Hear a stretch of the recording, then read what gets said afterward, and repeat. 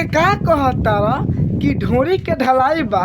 अरे भौजी अब कौन जमाना आगल बा हो कि ढोरी ढलाई था। हम तो कहती है भौजी ढोरी के बदला नु छाटो झलवा लियो कि मजा आ जाए। तो का हाल बा। तो आज हम फिर से बात कर बानी भोजपुरी गाना के। तो भाई लोग आज के वीडियो बहुत खास बा, ऐसे कहते हैं भाई लोग वीडियो के जैसे कि लास्ट तक तब मजा। तब वीडियो बना के बस एक ही मकसद बा, एक ही मकसद रहेला आप सभी के दिल से हंसाने के लिए, ना किसी को दिल को ठेस पहुंचाने के लिए। तो बिना कोनो लाना लहसुन के आज के भोजपुरी स्टार्ट करते हैं।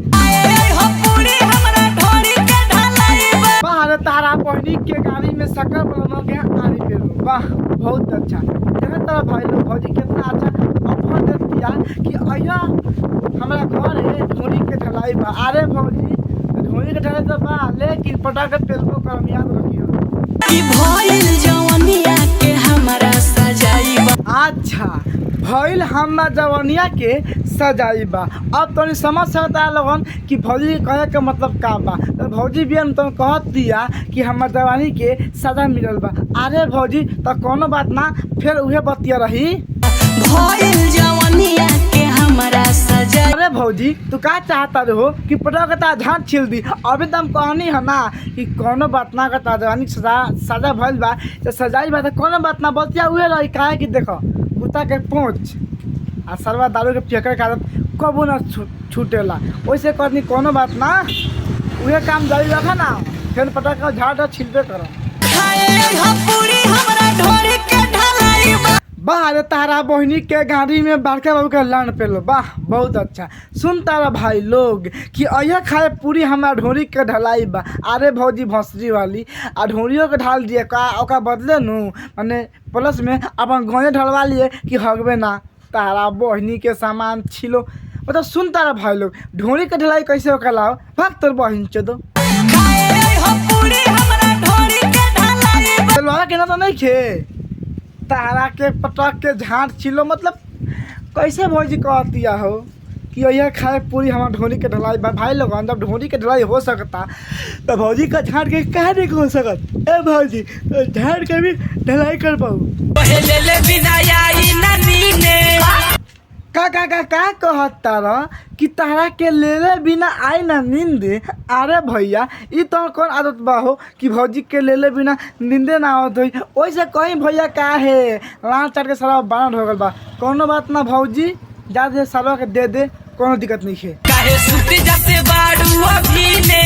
हाँ ये बात तू बिल्कुल सही कहता रहा कि तारा के दिले बिना अभी सू जाता।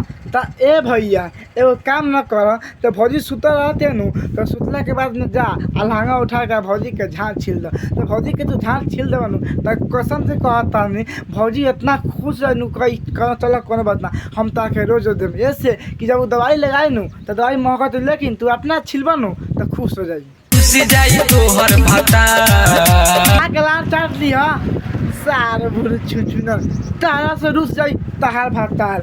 ए भैया तो बात कही तू भौजी से रुस चाहे भौजी के पटक के तू लुगा में घुस उससे कोनो दिक्कत नहीं है। जहाँ तक रुसे के बात बा ता तक कोनो बात ना, हम भौजी के मना देबो। का कहता कि रात खोदले बड़ा बार।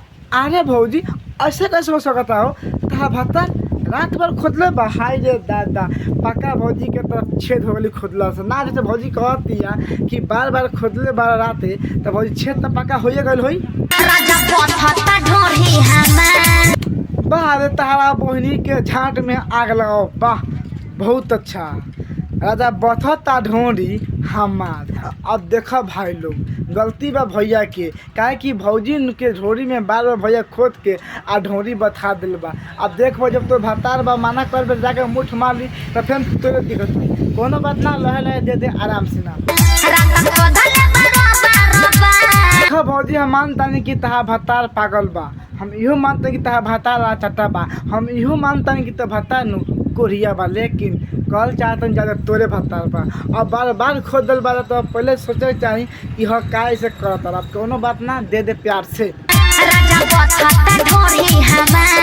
हाँ तो झाट छिलवाला सही हो जाई। हाँ भौजी हम सच कहत तानी। ऐसे अत्ता भता के ले के मन बा अत्ता अत्ता बथता डार ता ढोरी चला माने कुछो बसत बानू ता दिक्कत बा। अब तू ये काम कर, अब तो भैया कैसे मन मानी अपना सामान पर कपड़ा रख ले आ कह भैया के ये मरद जी ये बता दी ये लंड के टोपा आके हम झाड़ छील दा आ माता ले लिया। उ झाड़ छील जाई उ देखी ओकर मन खराब होई उ ना ली। तब बस भाई आज की वीडियो यही पहले वीडियो अच्छा लगे तो लाइक शेयर कमेंट और चैनल में पहली बार आए तो सब्सक्राइब करके बेल आइकन दबा दो। आप वीडियो के फुल देख के